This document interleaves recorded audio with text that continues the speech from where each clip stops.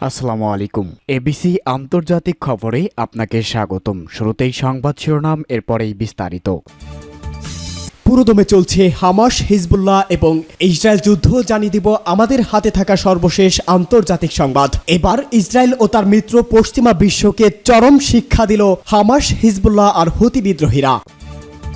পরেই থাকবে নানা ধরনের জল্পনা ও কল্পনার পর এবার পশ্চিমা বিশ্বের মিত্র দেশ এবং ইসরায়েলের অতি ঘনিষ্ঠ ২৭টি ইউরোপীয় দেশ ফিলিস্তিনকে স্বাধীন রাষ্ট্র হিসাবে স্বীকৃতি দেওয়ার ঘোষণা দিয়েছে।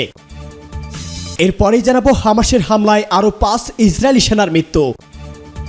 থাকবে এক শর্তে ইসরায়েলের সঙ্গে পূর্ণাঙ্গ চুক্তি করবে ফিলিস্তিনিরা।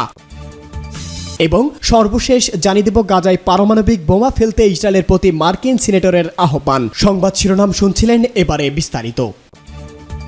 ফিলিস্তিনের গাজা উপত্যকার দক্ষিণে অবস্থিত গুরুত্বপূর্ণ শহর রাফা। অবরুদ্ধ অঞ্চলটির ছোট্ট শহরটিতে প্রায় ১৪ লাখ বস্তুচ্যুতের বসবাস, আর সেখানেই বড় ধরনের অভিযান চালিয়েছে ইসরায়েল। এক্ষেত্রে কারোই কথা শুনছেন না মধ্যপ্রাচ্যের কসাই হিসাবে খ্যাত ইহুদিবাদী নেতা বেনিয়ামিন নেতানিয়াহু। ইসরায়েলি প্রধানমন্ত্রী ও তার যুদ্ধবাজ মন্ত্রিসভার বিশ্বাস, রাফাতেই রয়েছে হামাসের বড় ঘাঁটি। তাই হামাসকে নির্মূল করতে হলে গাজার শেষ আশ্রয়স্থলকে গুঁড়িয়ে দিতে হবে। আবারও চালাতে হবে গণহত্যা আর ব্যাপক ধ্বংসযজ্ঞ। গেল কয়েকদিন ধরেই সেই আয়োজনই করে আসছে দেশটি এবং গেল রবিবার তাই করে দেখালো দেশটি। কিন্তু রাফাতে অভিযান চালিয়ে বেসামরিক ফিলিস্তিনি নাগরিকদের হত্যা করা ছাড়া আর কিছুই অর্জন করতে পারছে না ইসরায়েল এবং তার মিত্ররা। আমেরিকা থেকে শুরু করে জার্মানি, ফ্রান্সের মতো দেশ ও জোরে আওয়াজ তুলেছে ইসরায়েলের বিরুদ্ধে। জো বাইডেনও রীতিমতো চটে রয়েছেন। এতে তো মিত্রদের কটমটে চোখ রাঙানি। অন্যদিকে চারদিক থেকে কই মাছের মতো ছেকে ধরছে হামাস, হিজবুল্লাহ, ইসলামী জিহাদ আর হুতি বিদ্রোহীরা। ইরান সমর্থিত এসব প্রক্সি বাহিনীর দাপটে এখন দিশেহারা অবস্থা ইসরায়েলের। রীতিমতো কুল রাখি না শ্যাম রাখি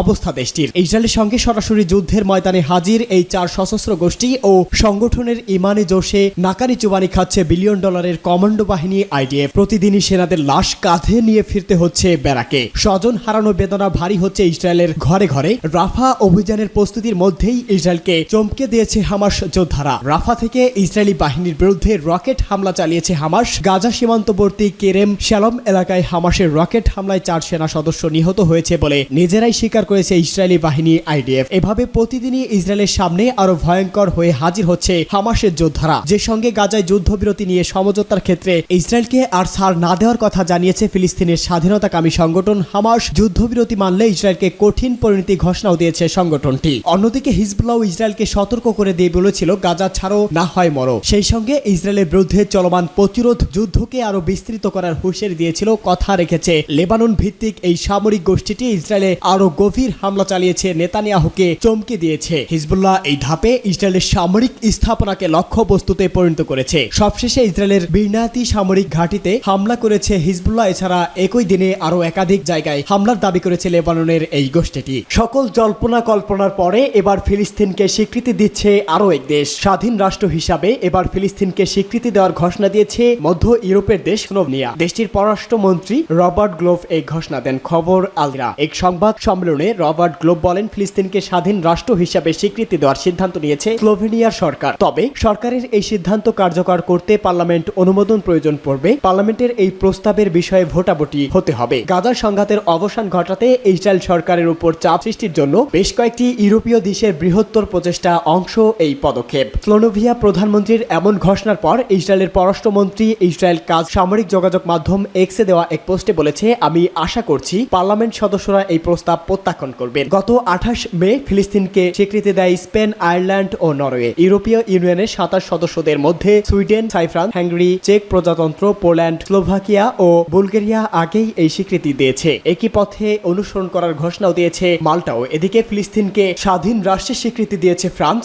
হামাসের হামলায় ৫ ইসরায়েলি সেনার মৃত্যু। ফিলিস্তিনের অবরুদ্ধ গাজা উপত্যকায় স্বাধীনতাকামী সশস্ত্র গোষ্ঠী হামাসের সঙ্গে ইসরায়েলি বাহিনীর তুমুল তুমুল লড়াই চলছে। এই লড়াইয়ে 5 ইসরায়েলি সেনা নিহত হয়েছে বলে জানিয়েছে ইসরায়েলি সামরিক বাহিনী। এক বিবৃতিতে ইসরায়েলি সেনাবাহিনী বলেছে, হামাসের বিরুদ্ধে 7 মাসের বেশি সময় ধরে চলা যুদ্ধে উত্তর গাজা উপত্যকায় লড়াইয়ে আরো 5 সেনা নিহত হয়েছে। ওই সেনারা যুদ্ধে নিহত হয়েছে বলে বিবৃতি জানানো হয় খবর এএপির। তবে কি কারণে বা কিভাবে তারা মারা গেছে সে বিষয়ে বিস্তারিত কোনো তথ্য ওই বিবৃতিতে জানায়নি ইসরায়েলি বাহিনী। এএপির প্রতিবেদনে বলা হয়েছে, উত্তর গাজা উপত্যকায় ইসরায়েলের 5 বিমান নিহত হয়েছে বলে জানিয়েছে ইসরায়েলের সেনাবাহিনী। ওই এলাকায় হামাসের বিরুদ্ধে 7 মাসেরও বেশি সময় ধরে চলা যুদ্ধ সম্প্রতি তীব্র আকার ধারণ করেছে। ইসরায়েলি সেনাবাহিনীর একজন মুখপাত্র বলছে, ফিলিস্তিন সশস্ত্র গোষ্ঠী হামাসের ঘাঁটি গড়িয়ে দেওয়ার পর সেখানে সম্প্রতি আবারও সংগঠিত হচ্ছে, যে কারণে সেখানে হামাসের বিরুদ্ধে আবারও জোরালো আক্রমণ শুরু করা হয়েছে। গত বছরের 7 অক্টোবর ইসরায়েলের উত্তরাঞ্চলে ঢুকে 1200 জনের বেশি মানুষকে হত্যা করেন গাজার ক্ষমতাসীন গোষ্ঠী হামাসের সদস্যরা। পরে ওই দিন গাজা উপত্যকায় হামাসে শুরু করে ইসরায়েলি প্রতিরক্ষা বাহিনী। এরপর গত 27 অক্টোবর থেকে গাজায় একযোগে স্থল, আকাশ ও সমুদ্র পথে ত্রিমাত্রিক সামরিক অভিযান শুরু করে ইসরায়েল। তখন থেকেই এই পর্যন্ত গাজা উপত্যকা হামাসের সঙ্গে লড়াই ইসরায়েলের সামরিক বাহিনীর অন্তত 278 সেনা নিহত হয়েছে।